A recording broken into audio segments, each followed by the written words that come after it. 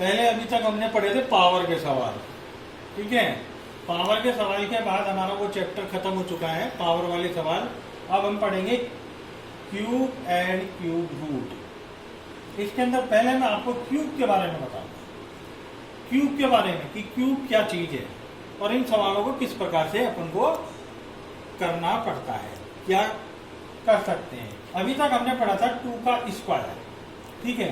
इसका 2 का स्क्वायर को हम क्या करते थे, 2 इंटू 2 यानी कि 4।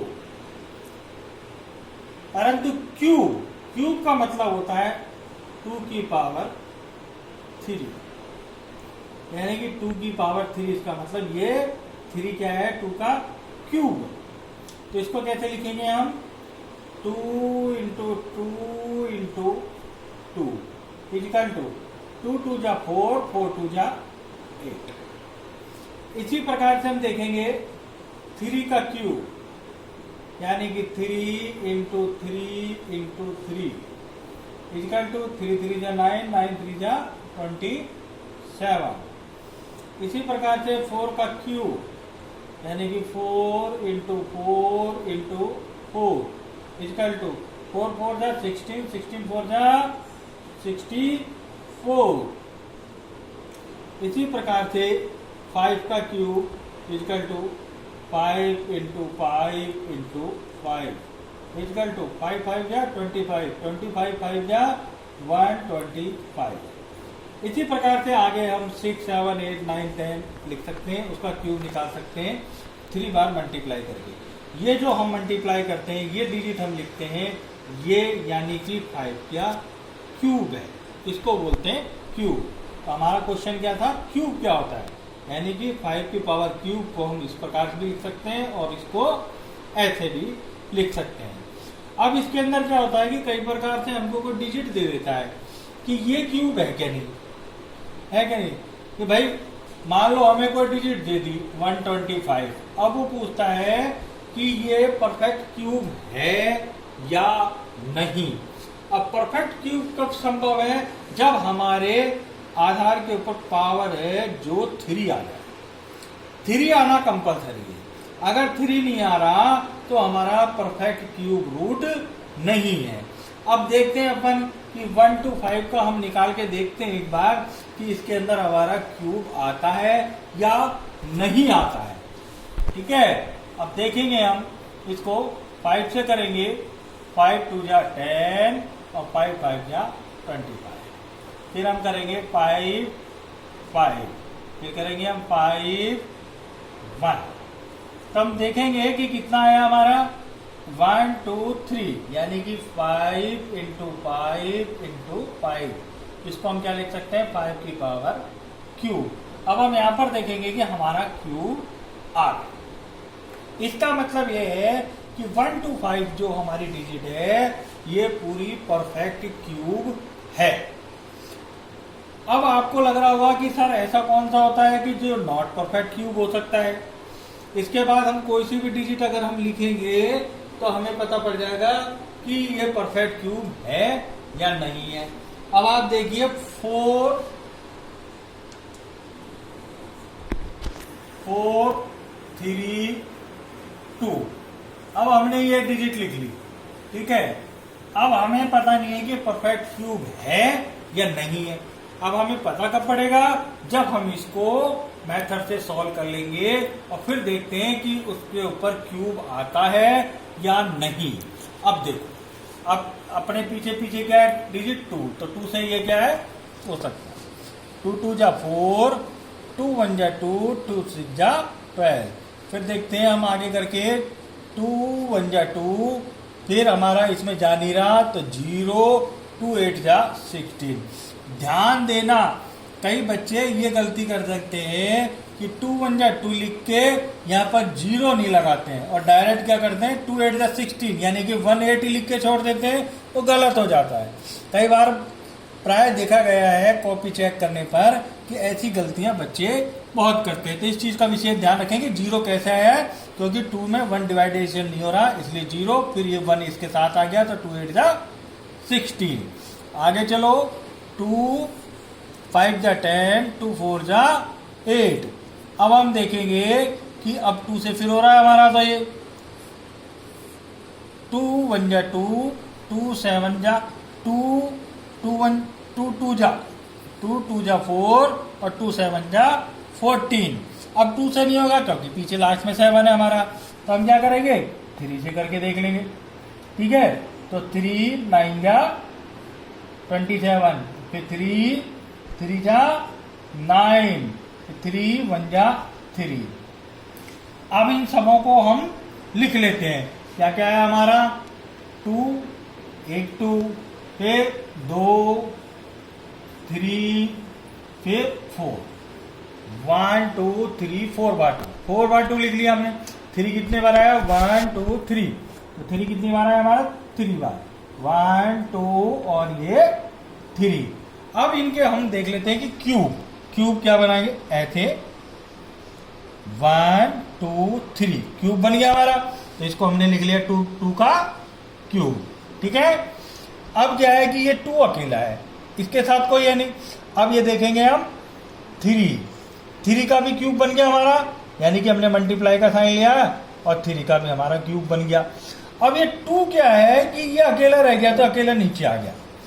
अब आप इसमें देखोगे कि इसमें भी क्यूब है और इसमें भी क्यूब है, परंतु इसके अंदर क्यूब नहीं है।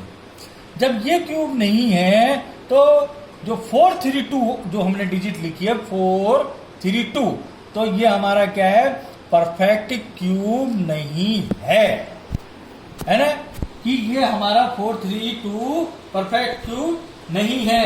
के लिए इसको अपन लिख सकते हैं कि तो 4 3 2 इज नॉट परफेक्ट क्यूब, क्योंकि हमारा यहाँ पर 2 जो है 2 डिजिट है, ये हमारी सिंगल रह गई। जबकि परफेक्ट क्यूब मैंने आपको बताया था कि सबों के ऊपर जो है ये क्यूब होना बहुत जरूरी है। मैं आपको 1-2 सवाल और दिखाता हूं कर करके। अब देखो 7 2 9, ठीक है। अब इसको देखते हैं कि ये परफेक्ट क्यूब है या नहीं है, तो करके देखते हैं, तभी पता पड़ेगा अपन को। तो करके देखते हैं, पहले करते हैं 3 से, क्योंकि पीछे क्या है 9, तो 3 2 जा 6, फिर 1 इधर आगे चले गया 12, 3 4 जा 12 और 3 3 जा 9। फिर हम 3 से करके देखते हैं एक और, 3 8 जा 24 और 3 1 जा 3, फिर 3 से फिर इसको हम करेंगे तो क्या आ जाएगा 2 7, 3 2 जा 6, 2 आगे चले जाएगा 21 को 3 से करेंगे तो 7। फिर हम आगे करेंगे 3 से, तो ये हमारा क्या है 9। फिर हम आगे करेंगे इसको 3 से, 3 3 जा 9, फिर 3 से करेंगे इसको आगे तो हमारा बच जाएगा 1। अब मैं आपको ऐसे ना लिख करके दिखा करके, मैं डायरेक्ट इसी में समझा रहा हूं। 1 2 3 4 5 6, अब हमारे 6 हो गए, तो 1 2 3, यानी कि एक तो इसका 3 का पावर क्यूब हो गया हमारा। अब इसके बाद 1 2 3, यानी कि 3 की पावर क्यूब, यानी कि अब हमारे पास कोई भी इसमें डिजिट नहीं बची है, यानी कि हम इसको लिख सकते हैं 3 की पावर क्यूब इंटू 3 की पावर क्यूब। अब आप देखेंगे कि ये हमारा इसके अंदर, अब आप देखेंगे कि ये आया हमारा 3 का 0.3 इंटू 3 की पावर 3। अब इसको हम क्या कर सकते हैं आगे, क्योंकि बीच में क्या है हमारा मल्टीप्लाई का साइन, मल्टीप्लाई का साइन है, तो 3 3 जा, क्योंकि बेस दोनों क्या 3, तो 3 3 जा 9, 9 की पावर 9 की पावर इसके अंदर आ जाएगी हमारी 3। अब आप देखिए मैंने एक डिजिट लिखी है 5400, ठीक है। अब इसको देखते हैं हम कि ये परफेक्ट क्यूब है या नहीं।